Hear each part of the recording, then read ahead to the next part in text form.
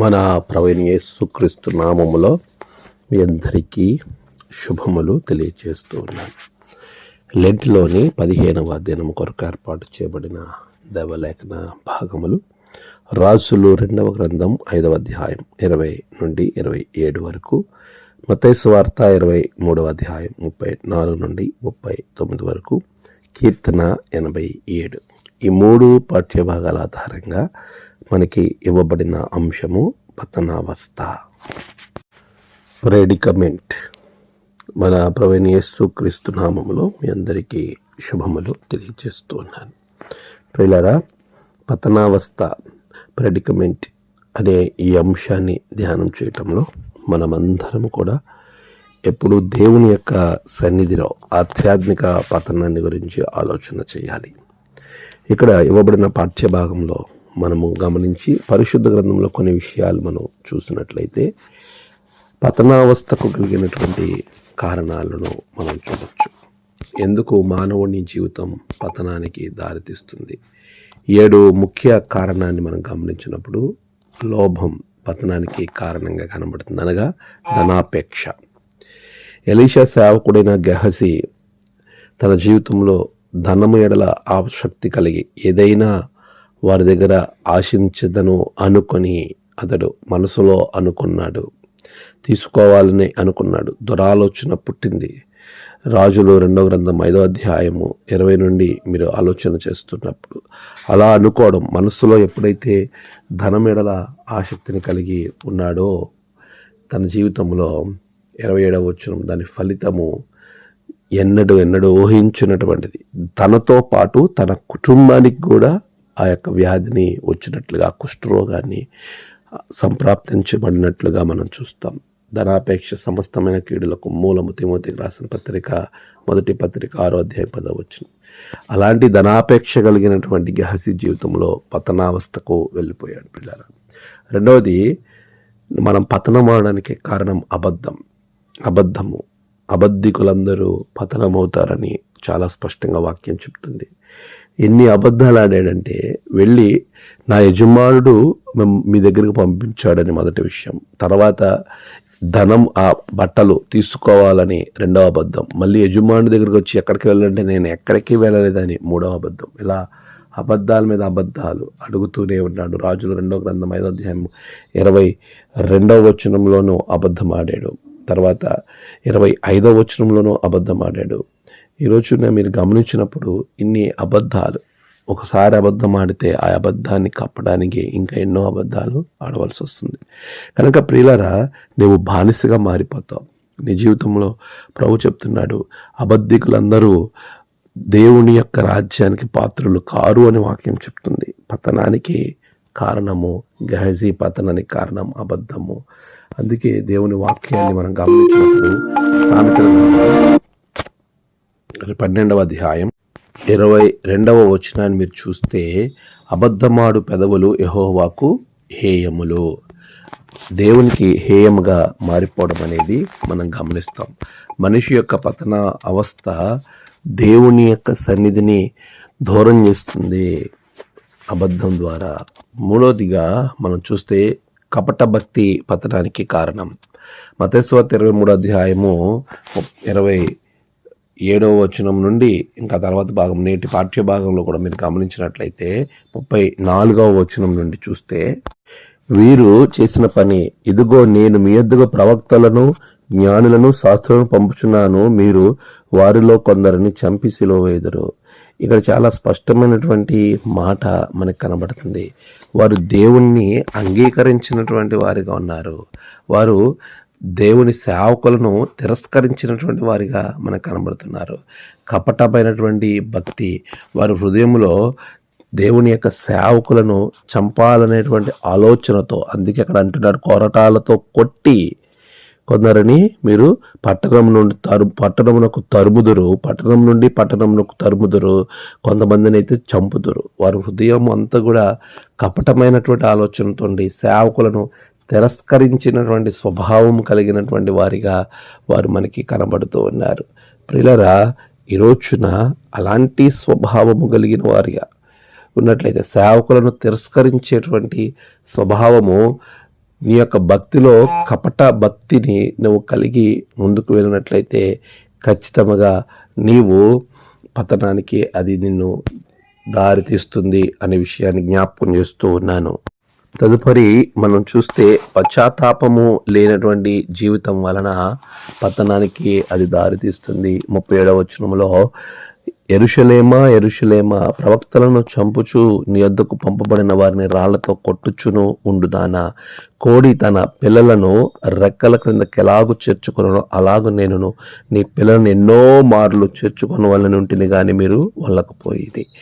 దేవుడు చేర్చుకోవాలనే ఆసక్తి కలిగి ఉన్నాడు. ఎన్నో మార్లు అవకాశం ఇచ్చారు, అయినా కూడా వారు చేర్చున్న వాళ్ళకు అంటే పశ్చాత్తాపం లేనటువంటి స్థితిని మనకి ఇక్కడ కనబడుతోంది. ప్రియులారా, దేవుని యొక్క సన్నిధిని వారి పశ్చాత్తాపం లేకుండా యెరూషలేము ప్రజలు జీవించారు. ప్రవక్తలను చంపుతూ వచ్చారు. అందువలన వారి పతనాన్ని వారే కారణంగా మార్చబడ్డారు. మీరు గమనిస్తే, ఈయన రక్తము మా మీదను మా పిల్లల మీదను ఉండునుగా, కానీ యేసుప్రభువును సిలువ వేయు సమయంలో వారు తమకు తాముగానే శపించుకున్నారు. మత్తయి సువార్త 27వ అధ్యాయము 24వ వచనం.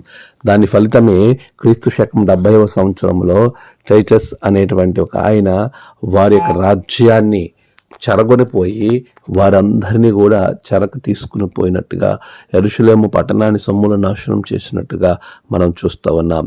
ప్రియులారా, ప్రియ సంఘమా, దేవుని యొక్క సన్నిధిలో మనమందరం కూడా ఏ విధమైనటువంటి జీవితం, ఆశీర్వాదకరమైన జీవితం మనం జీవిస్తున్నాం?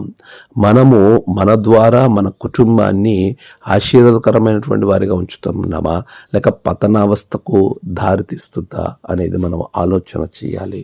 ఈరోజు మనము మన జీవితాలలో ఎప్పుడైతే ధనాపేక్ష కలిగి ఉంటామో, ఎప్పుడైతే అబద్ధాన్ని కలిగి ఉంటామో, ఎప్పుడైతే కపట భక్తి, దేవుని సేవకులను అంగీకరించలేనటువంటి ఆయన మాటను సేవకులు ఖండించినప్పుడు దాన్ని అంగీకరించలేని వారిగా మనం ఉంటామో, పశ్చాత్తాపం లేని వారిగా ఉంటామో, మన జీవితంలో ఖచ్చితంగా పతనావస్థకు మనం వెళ్తాం.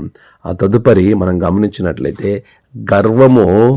గర్వము మనలను పతనావస్థకు తీసుకుని పోతుంది. ప్రియులారా, సామెతల గ్రంథము 16వ అధ్యాయము 18వ వచనాన్ని మీరు గమనించినప్పుడు అక్కడ చాలా స్పష్టంగా వాక్యం మనతో మాట్లాడుతోంది. నాశనమునకు ముందు గర్వము నడుచును, పడిపోవుటకు ముందు అహంకారమైన మనస్సు నడుచును. దానికి చక్కటి ఉదాహరణగా సాతాన్ని మనం చూస్తూ ఉన్నాం. అపవాది తన యొక్క లూసిఫర్ ఏ విధంగా పతనావస్థకు తన యొక్క జీవితాన్ని కట్టుకున్నాడో, లేకపోతే తనను తాను పడగొట్టుకున్నాడో మనం చూస్తూ ఉన్నాం. యెషయా గ్రంథం 14వ అధ్యాయం 12-15 వచనాల్లో లూసిఫర్ చరిత్రను మీరు చూస్తే అతడు పడిపోవడానికి కారణమే గర్వము. ఆ గర్వం వలన అతడు పడిపోయిన పరిస్థితిని మనం గమనించవచ్చు. ప్రియులారా, ఈరోజు నీ జీవితంలో దేని వల్లైనా నువ్వు గర్వపడుతున్నావా? ఆ గర్వమే నిన్ను దేవునికి దూరం చేస్తుంది. జాగ్రత్త. గర్వము లేనటువంటి జీవితము చాలా అవసరమని ప్రభువు మనతో మాట్లాడుతూ ఉన్నాడు. అలాంటి గర్వాన్ని మనం వదిలిపెట్టేసుకోవాలి. గర్వాన్ని వదిలిపెట్టుకొని మనము దేవుని యొక్క సన్నిధిని, ఆయన సన్నిధిని కోల్పోయిన వారంగా కాకుండా, వదిలిపెట్టే వారం కాకుండా ఆ సన్నిధితో, దేవునితో చక్కటి సంబంధము కలిగిన వారంగా మనం ఉండాలని వాక్యము మనతో మాట్లాడుతూ ఉంది. ఈ రోజున దేవుని సన్నిధిని కోల్పోతున్నారా? ఆయనతో సంబంధం కలిగి ఆయన సన్నిధిని నిలిచే వారంగా నీవు ఉంటున్నావా? కీర్తన 87 కీర్తన 3వ వచనంలో మనం చూస్తే అక్కడ చాలా స్పష్టంగా ప్రభు వాక్యము మనల్ని బలపరుస్తూ ఉంది. 5వ చరణములో, ప్రతి జనము దానిలోనే జన్మించిననియు సర్వోన్నతుడు తానే దాన్ని స్థిరపరచనని సియోను గురించి చెప్పుకుందరు. అక్కడ ఉండాలని, అందులో జీవించాలని, జన్మించాలని అక్కడ దేవుడు దానిని స్థిరపరిచినట్లుగా వాక్యము మాట్లాడుతూ ఉన్నాడు. 2వ వచనంలో, యాకోబు నివాసములన్నిటికంటే సియోను గుమ్మములు యెహోవాకు ప్రియములై ఉన్నవి. యాకోబు నివాసములనగా లోక సంబంధమైనటువంటి నివాసాల గురించి మాట్లాడుతున్నాడు. సియోను దేవుని పరిశుద్ధ పట్టణం. ఆ పట్టణము దేవునికి ఎంతో ప్రీతికరమైనది. ఈరోజు నీవు దేవునితో సంబంధం కలిగి ఉన్నావా? దేవుని యొక్క సన్నిధితో సంబంధం కలిగి ఉన్నావా లేదా? ఆ సన్నిధిలో ఉండకుండా నువ్వు దూరంగా వెళితే, దేవునితో సరైన సంబంధం లేకుండా ఉంటే నీవు పతనానికి దారితీస్తుంది. అది నిన్ను సాతానుకు సమీపంగా చేస్తుంది, దేవుని నుండి నిన్ను దూరపరుస్తుంది. ప్రియులారా, మనము మన జీవితాలలో ఖచ్చితమైనటువంటి జీవితము మనం జీవించాలి. పతనానికి దారి తీసేటువంటి కారణాలను మనం చూస్తూ ఉన్నాము. అది దేవుని నుండి నువ్వు దూరంగా ఉన్నప్పుడు నీ జీవితము ఎప్పుడు కూడా పతనానికి అది నిన్ను దారితీస్తుంది. దేవుని ఆజ్ఞను లెక్క చేయకుండా, ఆయన సన్నిధిని లెక్క చేయకుండా అలాంటి నిర్లక్ష్యము నిన్ను దేవునికి దూరం చేస్తుంది. అది ఆదాము జీవితంలో మనం చూస్తాం.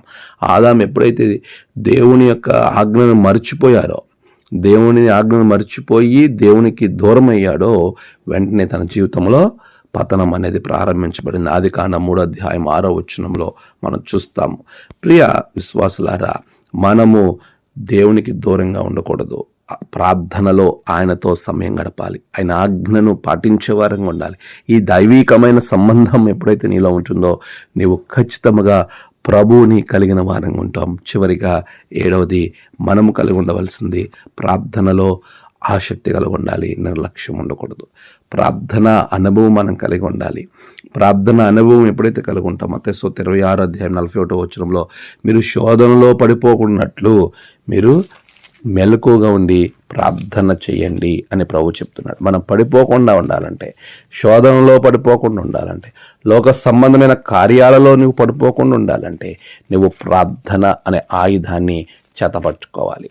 ఎప్పుడైతే ప్రార్థనను చేస్తావో, ఎప్పుడైతే ప్రార్థన ద్వారా నువ్వు ముందుకు వెళతావో, అప్పుడు నువ్వు ఆశీర్వదింపబడతావు. మత్తయి 26:41 మీరు శోధనలో ప్రవేశింపకుండానట్లు మెలకుగా ఉండి ప్రార్థన చేయండి. ఆత్మసిద్ధమే గాని శరీరము బలహీనమని పేతురుతో చెప్పింది. ఈ రోజున నువ్వు పడిపోకుండా ఉండాలంటే ఖచ్చితంగా ప్రార్థన అనే పవర్ఫుల్ వెపన్ నీలో ఉండాలి. ప్రియులారా, ఆదాము దేవుని ఆజ్ఞకు అవిధేయుడై పడిపోయాడు. లూసిఫర్ గర్వంతో పడిపోయాడు. ఇంకా అనేక మందిని మనం చూస్తాం. సౌలు దేవుని మాట వినకపోవడం వల్ల పడిపోయాడు. యోధ, అదేవిధంగా గెహజీ ధన ప్రేమ వలన పడిపోయారు. దేమ లోక ప్రేమ వలన పడిపోయారు. సొలొమోను లోకాశల వల్ల పడిపోయారు. ఇలా వీళ్ళందరూ కూడా పడిపోయిన వారిగా మనకు కనబడుతున్నారు. కానీ పతనానికి గురి కాకుండా ప్రతి శోధనలో, ప్రతి సందర్భంలో నిలిచిన వారిని మనం చూస్తే, యోసేపును చూస్తాం ఆదికాండం 19:9. దానియేలును చూస్తాము, దానియేలు గ్రంథం 6:10. యోబును చూస్తాము, కష్ట సమయాల్లో పడిపోకుండా ఎలా ఉండాలో యోబు నేర్పుతున్నాడు. యోబు గ్రంథం 1:22. యేసుక్రీస్తు మనందరికీ మాదిరిగా కనబడుతున్నారు. నీవు పడిపోకుండా ఉండాలి అని అంటే ఖచ్చితంగా ప్రార్థన, దేవుని వాక్యము, ప్రభువుకి లోబడడం, ఆయన చెంతన ఉండడం చాలా చాలా ప్రాముఖ్యం. తాను నిలుచుచున్నానని భావించేవాడు పడకుండా జాగ్రత్త పడలను. కొరింథీయులకు రాసిన 1 పత్రిక 10:12.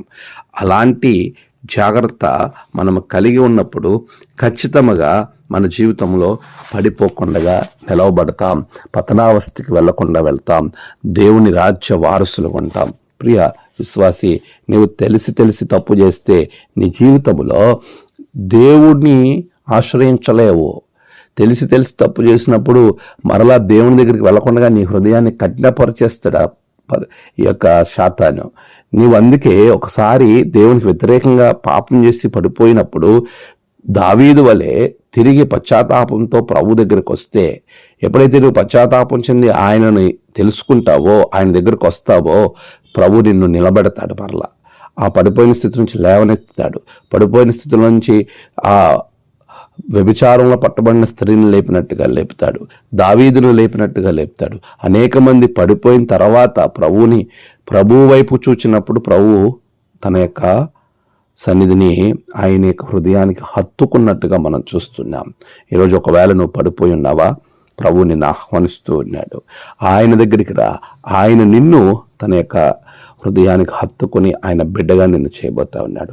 అందుకే చిక్కాల పాలస్ గారు అంటున్నాడు, పాపపు ఒప్పుకోలులో ఒక కీర్తన రాస్తూ ఉన్నాడు ఆయన. దిక్కులేని వాడనో ప్రభు, నీ అండ చేరి మ్రొక్కి సేవ చేతునో ప్రభు, మ్రొక్కి విన్నవించు వారి అక్కరలను తీర్చు సత్యము గ్రక్కుననిడి ఆదరించు మక్కువైన దేవతనయ. చూసారా పిల్లరా, ఎలాంటి పాపము నీవు చేసినా దానిని దేవుని సన్నిధిలో ఒప్పుకున్నప్పుడు నీకు ఏ దిక్కు లేదు అని నువ్వు దిగులు చెందొద్దు. ప్రభువు మనకి దిక్కుగా ఉన్నాడు. ఆయనకు మొక్కి విన్నవించుకుంటే ఆయన నిన్ను ఆదరించుతాడు. అలాంటి దేవుని యొక్క తనయుడైన ప్రభువుని యేసుక్రీస్తు నీకు సమీపంగా ఉన్నాడు. ఆయన దగ్గరికి రా. మన జీవితాలను ఆశీర్వాదకరంగా మార్చుకుందాం. పతనావస్థలో నుండి బయటపడదాం. దేవుడు మనలను పతనావస్థలో ఉంచటానికి కాదండి, తన శిలువలో మరణం ఆయన అనుభవించింది, మరణించి తిరిగి లేచింది. నువ్వు పతనావస్థలో నుండి ఆ యొక్క మృత్యువుని గెలవడానికే ప్రభు మన కొరకు ప్రాణాలు పెట్టి తిరిగి లేచాడు. ప్రభు సన్నిధిలో సమర్పించుకో. ప్రభు నిన్ను, నీ ద్వారా నీ కుటుంబాన్ని ఆశీర్వదించునుగాక. ఆమేన్. ప్రార్థన. సర్వశక్తిమంతుడా, గొప్ప దేవ, పతనావస్థను మా జీవితంలో రాకుండా ఒకవేళ వచ్చిన దానిని జయించినట్లుగా దీవించండి. మమ్మలను కాపాడండి, సంరక్షించండి. నీ బిడ్డలను నీ దేవదూత సంరక్షణ ఇచ్చి బలపరచండి. యేసు నామమున ప్రార్థించి వేడుకొనిచున్నాం తండ్రి. ఆమేన్. తండ్రి, కుమార, పరిశుద్ధాత్మ త్రియేక దేవుని ఆశీర్వాదం మీకు తోడుగా ఉండి నడిపించునుగాక. ఆమేన్.